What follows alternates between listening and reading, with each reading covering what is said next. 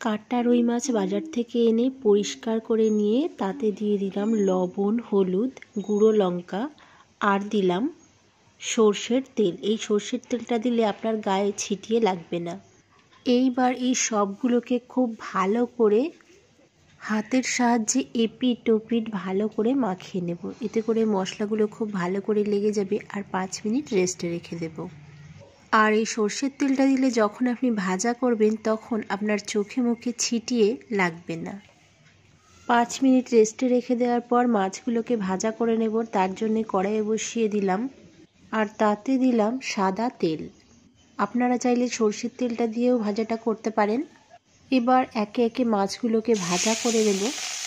বন্ধুরা, রেসিপিটা ভালো লেগে থাকলে লাইক, কমেন্ট ও শেয়ার করতে ভুলবেন না আর আমাকে সাবস্ক্রাইব করে আমার পাশে থাকতে ভুলবেন না।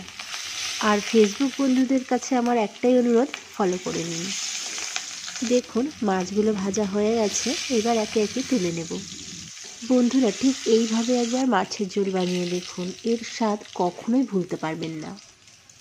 আর এক থালা ভাত নিমেষেই শেষ হয়ে যাবে। এখন ওই একই তেলের মধ্যে দিয়ে দিলাম এলাচ, লবঙ্গ, দালচিনি। তারপর 1-2 সেকেন্ড পরেই দিয়ে দিলাম পেঁয়াজ কুচি আর 3টে চেরা কাঁচা লঙ্কা।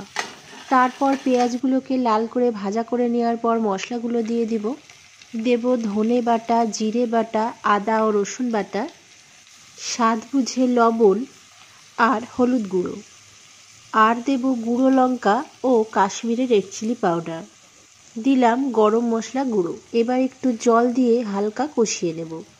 মশলাগুলো কষানো হয়ে গেলে পরিমাণ মতো জল দিয়ে দেব। তারপর জলটাকে ফুটে ওঠার জন্য অপেক্ষা করব। জলটা ফুটে উঠলেই দিয়ে দেব আগে থেকে ভেজে রাখা রুই মাছ। তারপর উপর থেকে সামান্য একটু চিনি ছড়িয়ে দেব। আপনারা চাইলে এই চিনিটা স্কিপ করতে পারেন। তারপর একটু নাড়িয়ে ঢাকা দিয়ে 5 থেকে 6 মিনিট হতে দিলেই রেডি হয়ে যাবে আমার রুই মাছের ঝোল। এইবার গরম গরম ভাতের সাথে পরিবেশন করুন।